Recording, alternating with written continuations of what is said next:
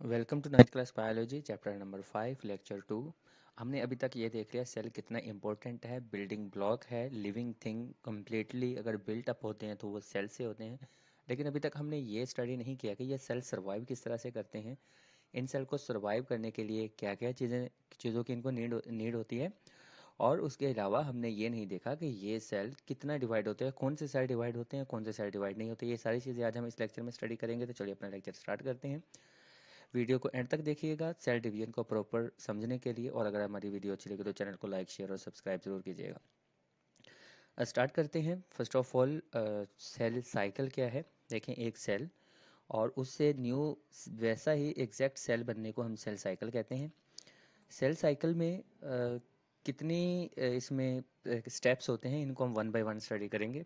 Cell cycle में एक cell वो एक कंप्लीट करने के बाद क्या होगा कि दो में डिवाइड हो जाएगा। ये मल्टीपल अपने जैसी कॉपीज बना लेगा। इसको हम सेल साइकिल कहते हैं। सेल साइकिल के दो फेजेस होते हैं, एक एम फेज जिसको कहते हैं और एक इंटरफेज जो हम आज स्टडी करने जा रहे हैं वो इंटरफेज है। बेसिकली इस फेज में सेल डिवाइड नहीं होगा लेकिन सेल अपने आप को डिवाइड करने के लिए रेडी कर लेगा। बिल्कुल इस तरीके से जैसे पेपर देने के लिए हम अपने आप को एग्ज़ाम के लिए रेडी करते हैं, अपनी प्रिपरेशन कंप्लीट करते हैं और उसके बाद पेपर होते हैं। इसी तरीके से सेल भी अपने आप को डिवाइड करने से पहले कुछ स्पेसिफिक स्टेप्स से को पास आउट करता है और उसके बाद ही उसकी डिवीजन स्टार्ट होती है। चलिए फिर हम स्टार्ट करते हैं सेल का फर्स्ट फेज़ जो कि इंटरफेज़ है।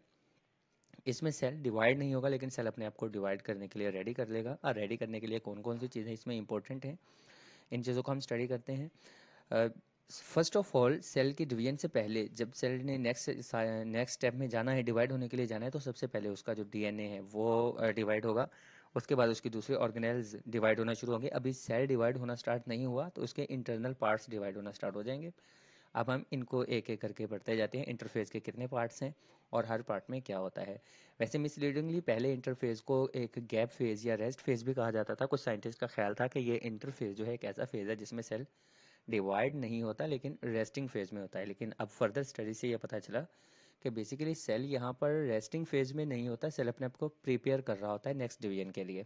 जो भी रिक्वायरमेंट होती हैं उसकी सारे प्रोटोकॉल्स को फॉलो कर रहा होता है ताकि नेक्स्ट डिवीजन हो तो उसके लिए किसी चीज़ की उसमें डेफिशिएंसी नहीं हो।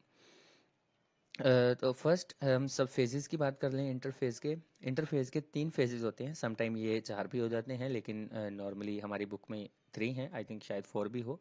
लेकिन मेन इसके थ्री फेजेज हैं, G1 फेज, एस फेज और G2 फेज। G1 फेज के बाद G0 फेज भी आता है समटाइम, उसको भी हम स्टडी कर लेंगे, देख लेंगे वो क्या होता है। देखिए सेल अभी अभी डिवाइड होके आया है। आप मान लें कि यहाँ पर एक सेल था, उसमें से दो सेल बने और वो दोनों सेल जो थे वो साइज में छोटे होंगे जब डिवीजन हुई।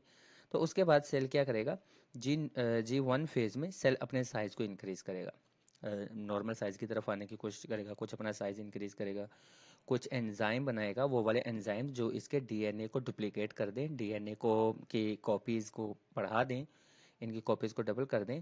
और भी दूसरे रिक्वायर्ड एंजाइम जो कि एक सेल को प्रॉपर सर्वाइव करने के लिए ज़रूरी होते हैं, क्योंकि अभी अभी ये सेल डिवाइड होकर आया है और इसमें कुछ चीज़ें ऐसी हैं जो कि नहीं है।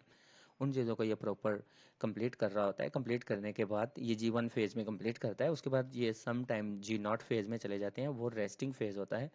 उसमें ये डोरमेंट स्टेट में रहते हैं, अपना फंक्शन तो परफॉर्म कर रहे होते हैं लेकिन नेक्स्ट डिवीजन के लिए अपने आप को प्रिपेयर नहीं करते।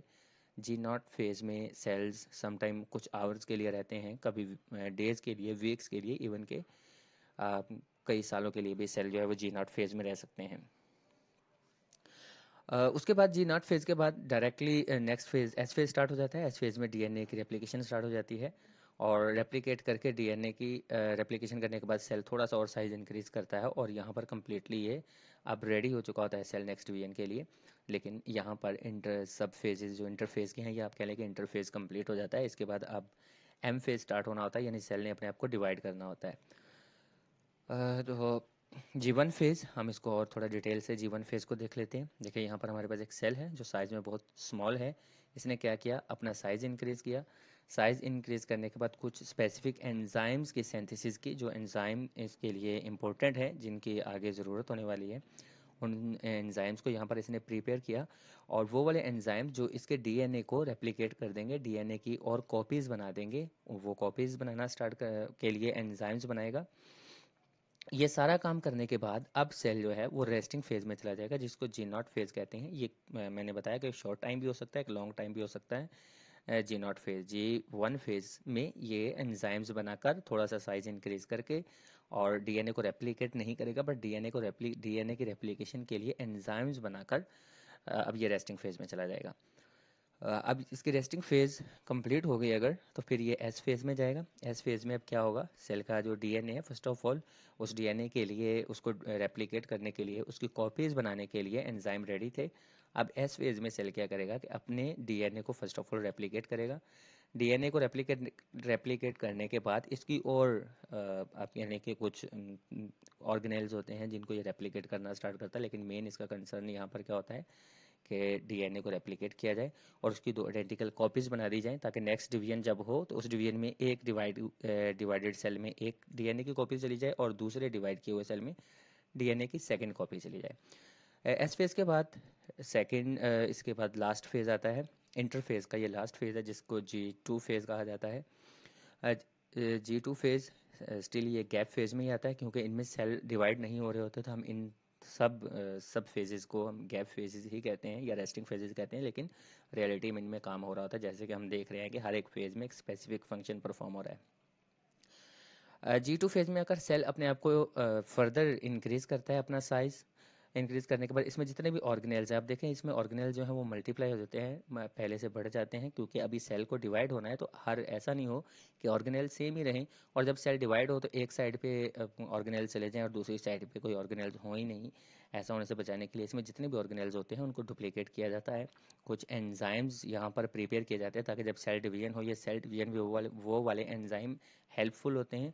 उसी की वजह से डिवीजन, फर्दर जो डिवीजन होती है वो परफॉर्म हो सकती है, तो उनको भी सिंथेसिस किया जाता है, उनकी भी प्रिपरेशन की जाती है। ये सब कुछ करने के बाद देखिए, जितने हमने फेजेस पढ़े उन फेजेस में अब ये लास्ट फेज है। इतना सब कुछ करने के बाद अब सेल कम्प्लीटली रेडी हो गया है कि वो डिवाइड हो सके। लेकिन ये सब कुछ करने के बाद सेल मोस्टली डिवाइड नहीं होते। अब सेल यहाँ पर स्टॉप कर जाते हैं। ये यहाँ पर इस स्टेप पर आने के बाद कुछ सेल होते हैं वो कभी डिवाइड होते ही नहीं हैं। उनकी अगर एग्जांपल ली जाए तो हमारे नर्व सेल हैं, कभी डिवाइड नहीं होते, एक दफ़ा मेच्योर हो जाते हैं उसके बाद वही रहते हैं। इसीलिए हमारा ब्रेन या स्पाइनल कॉर्ड की जब उसको डैमेज किसी किस्म का होता है तो उसको रिपेयर करना या रिकवर करना बहुत मुश्किल हो जाता है। सेकंड, हमारे जो आई लेंस होते हैं, आई लेंस के जब सेल डैमेज हो जाएं उसके बाद आई साइट को प्रॉपरली उसकी उन सेल्स को दोबारा से, जो कि डिवाइड नहीं होते, तो आई साइट वीक है तो वो वीक ही रहती है, दोबारा उसको हम ग्लासेस लगाकर तो इम्प्रूव कर सकते हैं, बट इस तरीके से नहीं। कहीं पर इंजरी हो जाए तो वहाँ पर कुछ टाइम के बाद वो फिलअप हो जाती है जगह, बट हमारी आइज़ के साथ ऐसा नहीं होता। इसके अलावा कार्डियोवैस्कुलर मसल्स हैं, हमारे हार्ट के जो मसल्स हैं उनके सेल्स भी कभी डिवाइड नहीं होते, इसलिए किसी के हार्ट अटैक में अगर कुछ सेल्स डैमेज हो जाएं तो वो पूरी लाइफ के लिए वो डैमेज ही रहते हैं, न्यू सेल्स फर्दर सेल नहीं बन पाते। इसके अलावा कोई एक आधी और अगर आपको मैं एग्जांपल दूँ तो हमारे जो एयर्स होते हैं, सॉरी हमारे कान हैं, इनमें जो सेंसरी नर्व्स या सेंसरी सेल्स होते हैं, जो वो सेल जो हेयरिंग में हेल्प आउट करते हैं, वो सेल भी फर्दर डिवाइड कभी नहीं होते। यहाँ पर आकर वो सेल रुक जाते हैं और अपनी परमानेंटली वो यहीं रहते हैं, इसके आगे नहीं जा पाते। इसीलिए जब जैसे जैसे एज गुजरती जाती है इंसान की, उसको हेयरिंग प्रॉब्लम्स आना स्टार्ट हो जाते हैं। लेकिन ये फेज़ जो हमने फेजेस पढ़े अभी, जिसको हम इंटरफेज़ कहते हैं, ये सबसे लेंथी फेज़ होता है टोटली, और इसके बाद जो फेज़ होगा उसे हम एम फेज़ या माइटोटिक फेज़ कहेंगे। वो फेज़ इससे शॉर्ट होता है, क्योंकि सेल ने अपने आप को प्रिपेयर कर लिया है कम्प्लीटली आगे नेक्स्ट डिवीजन के लिए, और अब सेल जल्दी जल्दी डिवाइड हो जाएगा। चलिए, हमने यहाँ पर ये सारे इसके स्टेप्स पढ़ लिए। इनमें इनकी अब थोड़ी सी समरी देख लें। सेल साइकिल में इंटरफेज प्लस एम फेज दोनों मिलकर एक सेल साइकिल कंप्लीट करते हैं। सेल साइकिल, एक सेल अपने आप को टू सेल्स में कन्वर्ट करता है या डिवाइड करता है, इसे सेल साइकिल कहते हैं। इंटरफेज में हमने G1 फेज पढ़ा, जिसमें सेल डिफरेंट एंजाइम बनाता है, अपना साइज इंक्रीज करता है, डीएनए रेप्लिकेशन के लिए एंजाइम बनाए जाते हैं। फिर हमने एस फेज पढ़ा। एस फेज में एंजाइम जो डीएनए होता है वो रेप्लिकेट होता है और भी कुछ ऑर्गेनेल्स बनते हैं। देन फिर हमने G2 फेज पढ़ा। G2 फेज में कम्प्लीटली उसका डीएनए या क्रोमोसोम जो है वो उनकी एग्जैक्ट आइडेंटिकल कॉपीज बन गई हैं, सेल का साइज फर्दर इंक्रीज हो गया है और अब सेल बिल्कुल रेडी हो गया है कि वो नेक्स्ट सेल डिवीजन, जो एक्चुअल डिवीजन होनी है, उस डिवीजन की तरफ जा सके। ये हमारा आज का लेक्चर था। आई होप कि आपको इसमें बहुत सी चीज़ें क्लियर हुई होंगी। अगर आपको वीडियो अच्छी लगी हो, चैनल को लाइक शेयर और सब्सक्राइब जरूर कीजिएगा। नेक्स्ट लेक्चर में हम सेल डिवीजन को कंप्लीट करेंगे।